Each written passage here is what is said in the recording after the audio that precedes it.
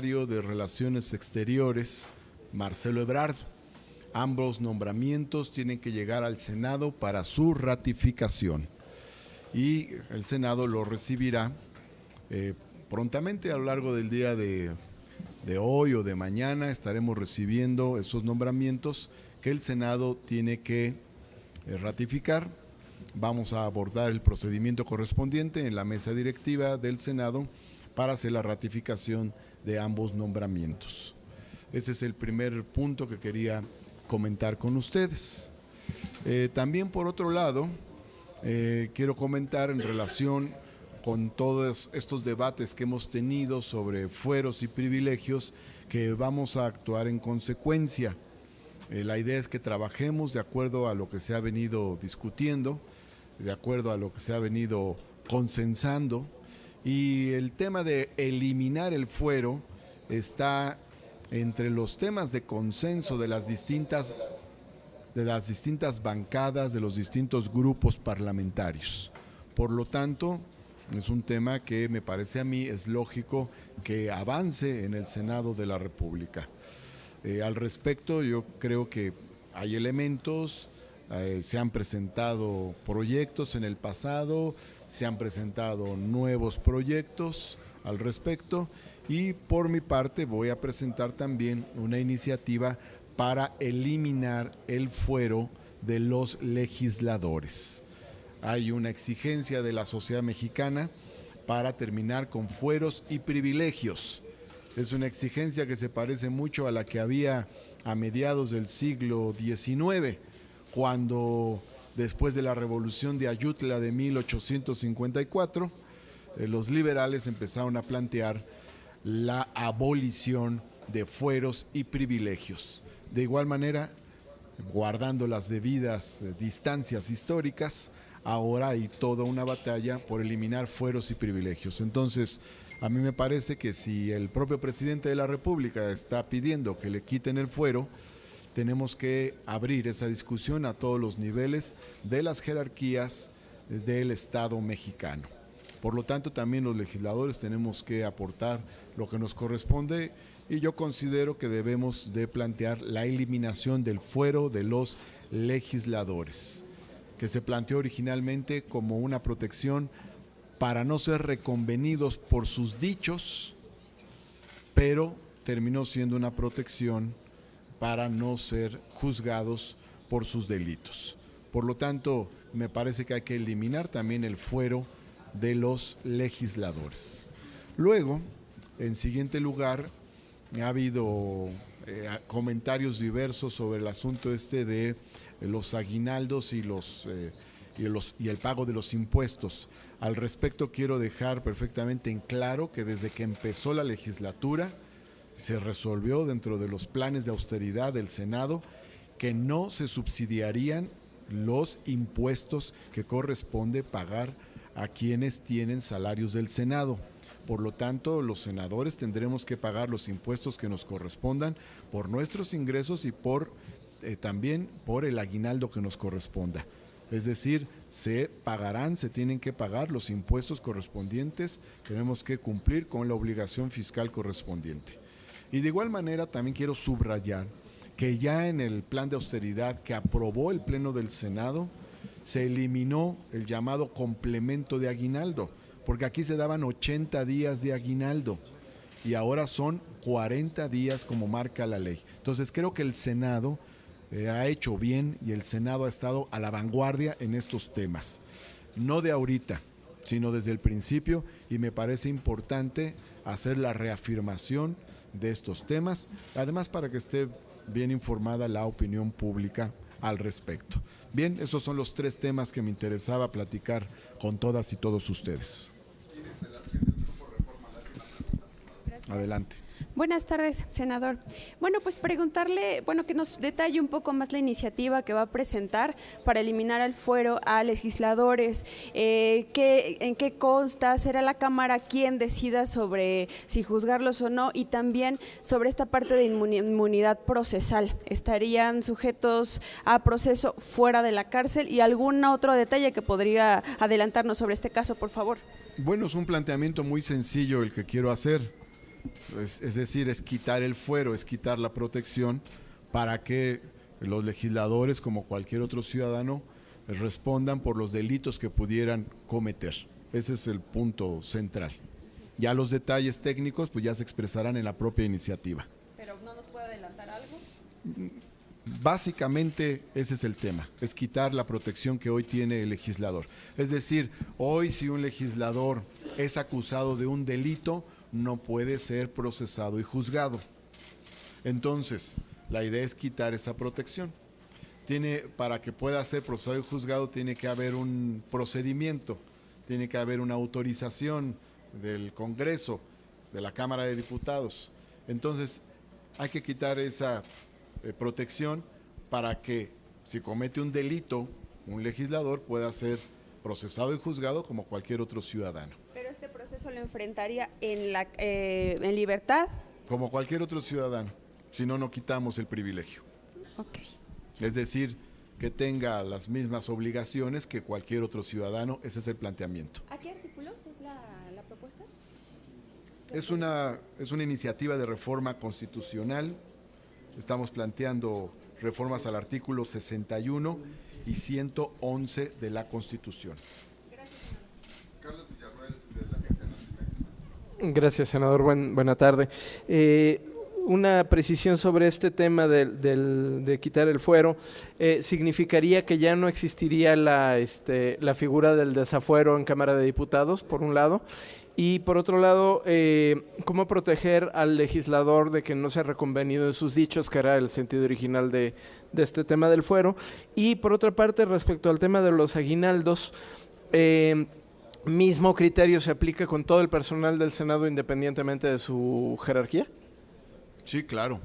Es decir, hay que cumplir con lo que establece la legislación fiscal. Si todos los ciudadanos pagan impuestos, todos los que devengan un sueldo o un ingreso del Senado también lo deben hacer. Empezando por los senadores. En la proporción que les corresponde y de acuerdo a la tasa que corresponda, porque las tasas son diferenciadas. Paga más el que más gana. Entonces, digamos, eso es una justicia fiscal, es la progresividad fiscal. Obviamente respetando esa progresividad fiscal, pero se tiene que cumplir con la obligación fiscal correspondiente. Y el otro tema del juicio de desafuero y de la protección a los legisladores. Yo por eso decía que la protección originaria al legislador es sobre sus dichos, sobre sus palabras, es decir, son inviolables en cuanto a lo que pronuncian. Ese es un derecho que tiene el legislador. ¿Pero cómo se garantiza? Pues, hay que plasmarlo en la ley, o hay que dejarlo en la ley. Lo que ya esté escrito al respecto se tiene que dejar, y si es necesario ampliarlo, ampliamos. Pero eso es una cosa diferente al hecho de que se cometa un delito, un robo o cualquier otro delito, y que no pueda ser juzgado el legislador por ese hecho. Son cosas diferentes, porque si se comete un delito de robo, no tiene nada que ver con lo que diga en tribuna. Por supuesto. Y desaparece el procedimiento de desafuero, obviamente. Evidentemente, así es. Martí, hablando de impuestos, quisiera saber tu opinión sobre este hecho de que el SAT condonó más de 1,000 millones de pesos en impuestos a empresas, a grandes empresas, y si se tomará alguna medida pues para evitar esto en el futuro, por una parte, y por la otra si ya les llegó el nombramiento del secretario de Relaciones Exteriores. Bueno, sobre el primer tema, esa información que hemos visto es una entre muchas, y es algo en lo que tendrá que poner orden el nuevo gobierno, en efecto, para evitar la evasión fiscal. Si queremos que todo el mundo cumpla sus obligaciones fiscales, pues también los más grandes, todo el mundo debe cumplir con sus obligaciones fiscales. Por eso es conveniente que se haga en todos los órdenes este cumplimiento de responsabilidades fiscales. Y ya le tocará al gobierno empezar a combatir este tipo de evasiones fiscales. En el terreno fiscal ha habido evasión, elusión, diferimiento y paraísos fiscales. Todo eso se tendrá que ir corrigiendo. Sin que haya ningún tipo de persecución, simplemente hay que ir poniendo las cosas en orden para que todos cumplamos con las responsabilidades fiscales que nos tocan. Lo del canciller, Sobre los nombramientos, esperamos que entre hoy y mañana estén llegando los nombramientos del secretario de Relaciones Exteriores, Marcelo Ebrard, y de la secretaria de la Función Pública, Irma Sandoval. Y ya en la reunión de la mesa directiva haremos un acuerdo sobre los procedimientos a seguir para el proceso de ratificación que corresponde al Senado de la República sobre esos nombramientos. Senador, buenas tardes. Un tema, dos preguntas. El presidente de la República le cae bien que el señor Francisco Ignacio Taibo sea director del Fondo de Cultura Económica. ¿Cuál es el estatus que tiene la reforma que lo haría posible aquí en el Senado? ¿Es prioridad? ¿Por el cúmulo de temas tendrá que esperar al siguiente periodo? Esa sería la primera pregunta. Bueno, se presentó una iniciativa para cambiar los requisitos en el caso de los nombramientos de titulares de las entidades paraestatales, que implica varias cosas: lenguaje de género y requisitos de diversa naturaleza. Toca el tema relacionado con el estatus de la nacionalidad, porque hay una situación, se considera, de discriminación respecto a los mexicanos naturalizados. Entonces, eso es una parte de la iniciativa que se presentó. Dicha iniciativa se turnó a las comisiones, a 2 comisiones, y estas comisiones presentaron un dictamen al Pleno en primera lectura. Ese dictamen se tendría que presentar en segunda lectura en una siguiente sesión. Ambas comisiones, o al menos sus presidentas, las presidentas de la Comisión de Igualdad, Malú Micher, y la presidenta de la Comisión de Estudios Legislativos segunda, Ana Lilia Rivera, nos pidieron no presentar todavía el dictamen ante el Pleno la semana pasada, es decir, esperar. En cuanto ellas nos indiquen, pasará al Pleno. El dictamen está aprobado en comisiones, es decir, es un dictamen que está vivo, y simplemente lo que estamos haciendo es esperar a que dichas comisiones nos indiquen cuándo proponen que pase al Pleno. Así de que esperaremos a que nos digan las senadoras cuándo solicitan que pase a la discusión del Pleno, que sería ya la segunda lectura. Bien, todavía no termino. La segunda pregunta, señor, hay bancadas, hay senadores, senadoras que sienten que hubo una agresión al Poder Legislativo por parte de las expresiones del señor Taibo. Usted, como presidente del Senado, ¿cuál es su postura al respecto? Bueno, yo creo que ahí hay varias aristas. Evidentemente, me parece que hubo, esa es mi opinión personal, una frase muy desafortunada del escritor Paco Ignacio Taibo. Creo, sin embargo, también he visto que él ha pedido una disculpa pública.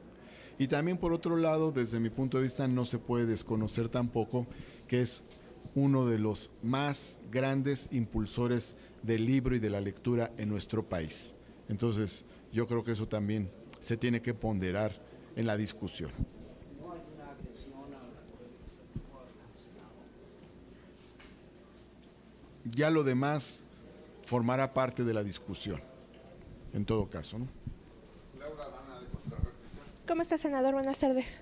Preguntarle, algunos senadores ya se están pronunciando en la cuestión de que el fuero, la iniciativa que presentó el presidente electo, pues no es realmente una cuestión de separarse del fuero, ya que no, al final de cuentas la Cámara de Senadores es el que determina. Me gustaría conocer su postura, si realmente es una iniciativa para quitarle el fuero al presidente o realmente ahí no hay nada.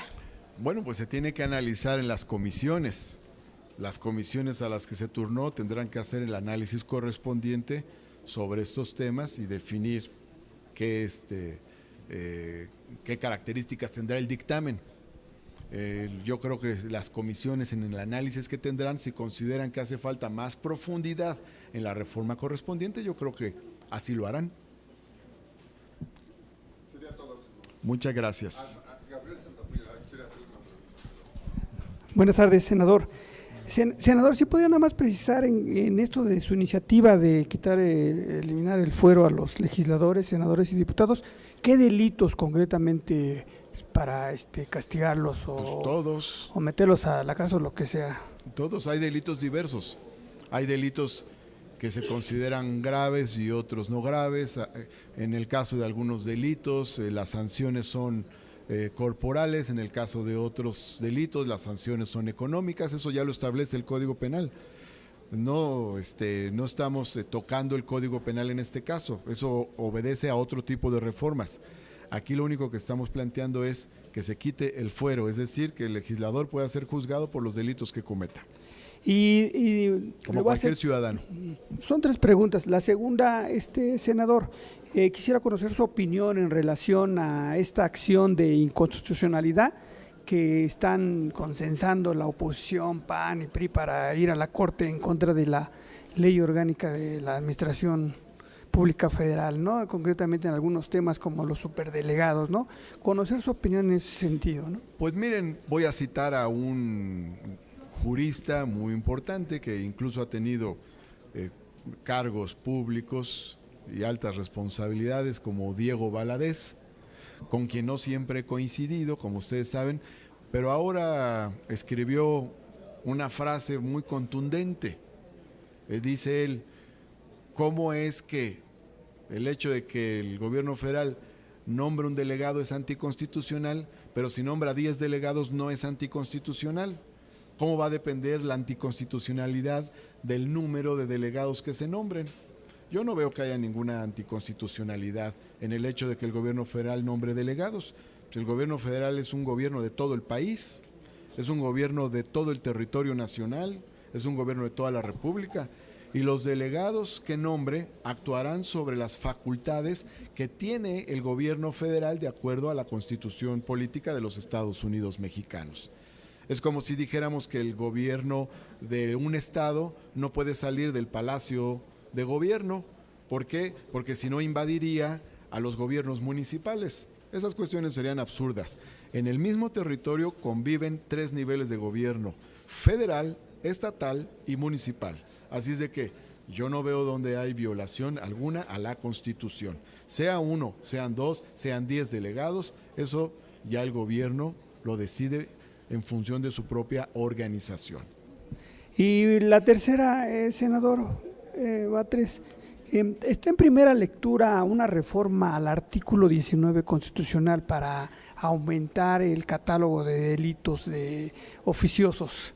Hay una recomendación de la Organización de las Naciones Unidas de un grupo de trabajo de arbitrariedades que hace recomendaciones al Senado para que no se aumenten estos, porque, bueno, se violan derechos humanos. Además de que conlleve esto a aumentar las capacidades máximas en los centros penitenciarios. Seguramente usted tiene ese documento en su despacho. ¿Le están poniendo atención o alguna observación a ese documento internacional, senador, o no lo tienen? Ese documento me llegó, ese que comenta usted, y yo se lo envié al presidente de la Comisión de Puntos Constitucionales, a quien, por cierto, creo que también se lo enviaron por su lado. Son puntos de vista que hay que leer, hay que analizar, hay que estudiar. Obviamente se tienen que tomar en cuenta puntos de vista como estos. No obstante, hay otro tipo de puntos de vista también, porque también se considera por muchos otros observadores y críticos que la ciudadanía ha quedado desprotegida y a merced de la delincuencia, porque hay una frase que se ha acuñado: la detención de presuntos delincuentes se convirtió en una puerta giratoria. Es decir, el delincuente entra y sale. De hecho, disminuyó la población penitenciaria después de estas reformas judiciales. ¿Por qué? Porque se facilitó la salida de muchas personas que estaban en prisión, y se considera que este es uno de los elementos a tomarse en cuenta, no el único, en el análisis sobre la elevación de los índices delictivos precisamente el año pasado. Bueno, todos esos elementos tendrán que tomarlos en cuenta los legisladores, pero hay de un lado y hay del otro también, efectivamente. Hay mucha preocupación por delitos que se cometen, por ejemplo, el robo a combustible, por poner un ejemplo, o el uso de armas prohibidas, Violaciones. o de uso exclusivo del ejército, para poner el ejemplo de un par de delitos que azotan al país y a la gente. Entonces también se tiene que tomar en cuenta esa circunstancia, esa situación. ¿Va mañana esa iniciativa, senador? Ya está en primera lectura y lo que hay que determinar es cuándo entra en segunda lectura. Hasta ahorita el presidente de la Comisión de Puntos Constitucionales no nos ha indicado cuándo entra en segunda lectura. Igual que el otro ejemplo que se ponía, vamos a esperar a que se nos pida por parte de la comisión y en cuanto se nos pida pasará al Pleno en segunda lectura. No obstante ello, también es importante el trabajo que se haga. Creo que en la comisión se hizo un trabajo de consenso importante. Siendo una propuesta de reforma constitucional, este trabajo de consenso es importante. Se hizo cuando la reforma sobre extinción de dominio, que se aprobó en comisión y luego en el Pleno, ahora se hizo en la comisión para este tema del catálogo de delitos, y yo espero que también se haga en el Pleno con las bancadas. Es importante porque esta reforma implica una mayoría constitucional, o sea, calificada de 2/3 partes. Gracias, senador. Muchas gracias. Bonito día y buen provecho.